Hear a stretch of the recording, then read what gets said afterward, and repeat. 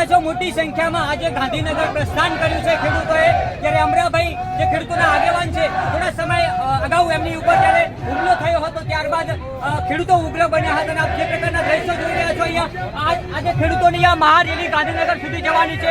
ધારાસભ્યનું રાજીનામું અહીંયા માંગ્યું છે. આપ જોઈ રહ્યા છો મોટી સંખ્યામાં ખેડૂતો જોડાયા છે, દરેક જ્ઞાતિના ખેડૂતો જોડાયા છે. અહીંયા કોઈ પક્ષપાત કે કોઈ અલગ અલગ જ્ઞાતિના નથી. આ તમામ જાતિના 18 આલમના ખેડૂતો અમરાભાઈની આગેવાનીમાં જોડાયા છે. ગાંધીનગર સુધી આ આંદોલન જવાનું છે. 18 તારીખે મુખ્યમંત્રીને આવેદનપત્ર આપવાનું છે. ત્યારે આપ જે પ્રકારના દ્રશ્યો સામે આવી રહ્યા છે. બેન ક્યાં જાઓ કેમ કેમ બેન આવો અહીંયા બેન ક્યાં જાઓ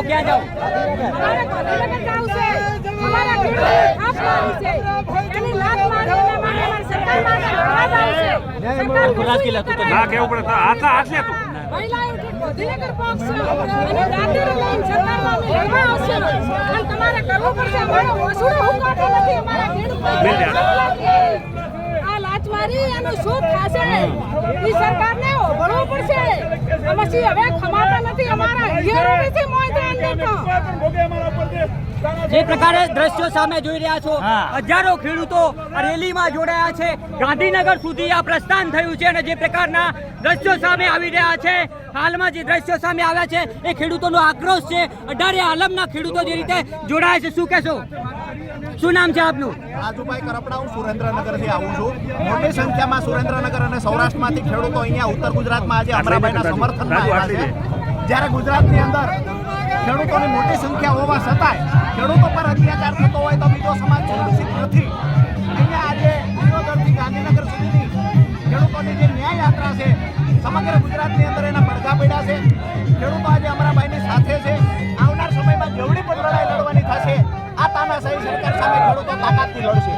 ચોક્કસથી જે પ્રકારની આપ દ્રશ્યો જોઈ રહ્યા છો, ફરી તમને એ દ્રશ્યો બતાવવાની કોશિશ કરીશ કે અત્યારે 2 કિલોમીટર સુધી લાંબી લાઈન છે અને ખેડૂતોનો આક્રોશ છે.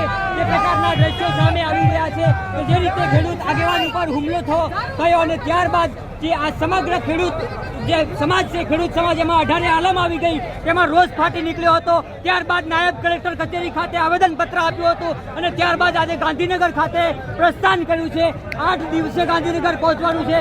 18 તારીખે ગાંધીનગર પહોંચ્યા બાદ જે પ્રકારના દ્રશ્યો સામે આવ્યા છે, આપણે ખેડૂતો સાથે પણ ચર્ચા કરશું, અમરાભાઈ પાસે પણ ચર્ચા કરશું. જે પ્રકારના આ દ્રશ્યો સામે આવ્યા, તમામ દ્રશ્યો તમને હું બતાવવાની કોશિશ કરીશ. અમરાભાઈ સાથે પણ ચર્ચા કરશું.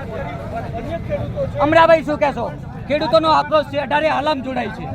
અત્યારે ફક્ત ને ફક્ત ખેડૂત સમાજ જોડાયેલો છે. તમામ સમાજો સાથે જોડાયેલા છે.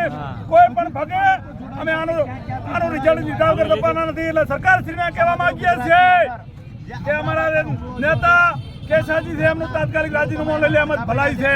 જય જવાન જય કિસાન. મારી સાથે બીજા પણ એક ખેડૂત આગેવાન જોડાયા છે. શું કહેશો? જે રીતે યુવાનો મોટી સંખ્યામાં જોડાયા છે, ગાંધીનગર સુધી ચાલવાનું છે. તમને વિશ્વાસ અપાવું છું, આજની સરકાર જે બેઠેલી છે એ તરતથી તરત પગલાં નહીં લે તો અમારી સાથે આજે હજારોમાં છે, આવનારા સમયમાં લાખોમાં પબ્લિક જોડાશે, હું સંપૂર્ણપણે વિશ્વાસ અપાવું છું. અને જલ્દીથી જલ્દી કેસાજી સાહેબને રાજીનામું આપી દે, એમાં જ આપણી બધાની ભલાઈ છે. અનેક આક્ષેપો થયા છે કે આ કોઈ કોંગ્રેસનું છે, કોઈ આમ આદમી પાર્ટીનું ગણાય છે, કોઈ અલગ અલગ સંગઠનનું આ રાજકારણ ગણાવે છે. શું કહેશો તમે? આમાં કોઈ પણ જાતનો કોઈ રાજકીય પક્ષ માટે અમે કરતા નથી કે કોઈ પણ જાતનું સંગઠન જાતિવાદ માટે પણ નથી. ફક્ત ને ફક્ત અમારા ખેડૂત ભાઈઓ માટેનું સંગઠન છે અને અમારા ખેડૂત ભાઈઓની અંદર દરેક જાતિના જોડાઈ શકે છે ખેડૂત તરીકે, અને દરેક પક્ષના પણ જોડાઈ શકે છે, એમનો પક્ષ બાજુમાં રાખીને. ચોક્કસથી જે પ્રકારના તમને સીધા દ્રશ્યો બતાવવાની કોશિશ કરીશ. અહીંયા પાછળ તમે જે રીતે દ્રશ્યો જોઈ રહ્યા છો, ખેડૂત સમાજમાં આક્રોશ છે.